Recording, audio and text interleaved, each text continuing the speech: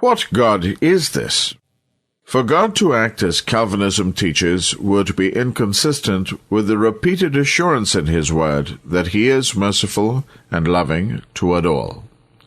The committed Calvinist W.G.T. Shedd wrote, "The charges that have been made from time immemorial are that Calvinism represents God as a tyrannical sovereign who is destitute of love and mercy for any but an elect few, that it attributes to man the depravity of devils, deprives him of moral freedom, and subjects him to the arbitrary cruelty of a being who creates some men in order to damn them."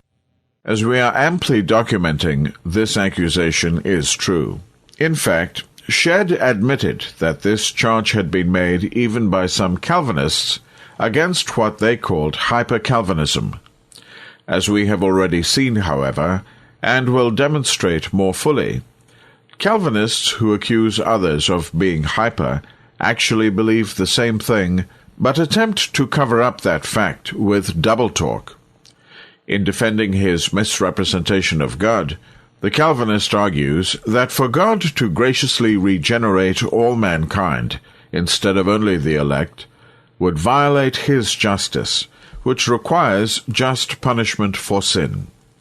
On the contrary, if saving and regenerating the elect is no violation of his character or justice, neither would it be a violation for him to do the same for all mankind. Why must God's infinite mercy be limited to a select group? By this extreme view of sovereignty, Calvinism blames God rather than the sinner for the sinner's rejection of Christ and his eternal doom. To justify his beliefs, the Calvinist falsely argues that imploring those who cannot respond is a just and necessary way for God to act if man is to be held accountable as a fallen and sinful creature, regardless of his inability to respond. The very suggestion is offensive to common sense and man's God-given conscience. God does not implore men to do what by his immutable decree they cannot do, in order to hold them accountable. Yet Calvin, a lawyer, claimed this was God's justice in action. After declaring that God only regenerates an elect group, Palmer exults, "What a good God!" Good to Calvinism's elect, but certainly not good to those whom he could save, but instead damns to eternal suffering. In fact, the God of the Bible is good to all.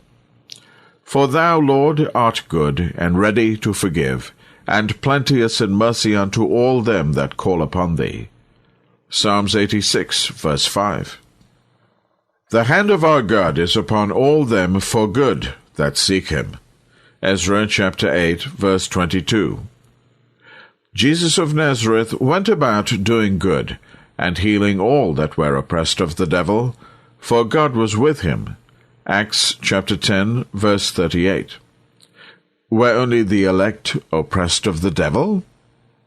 The Lord is good to all, and his tender mercies are over all his works. Psalms 145, verse 9. How could it increase the responsibility of those who are incapable of responding to plead with and warn them? Instead, whoever withheld the help that someone needed would be accountable. Yet this immoral, deliberate withholding of salvation is attributed to God under the excuse that it is God's good pleasure to do so. Would someone who stood by and watched a person drown, whom he could have saved, be exonerated if he explained that it had been his good pleasure to do so?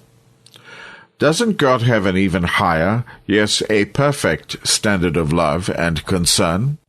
To attribute such callousness to God is to grossly misrepresent and malign him.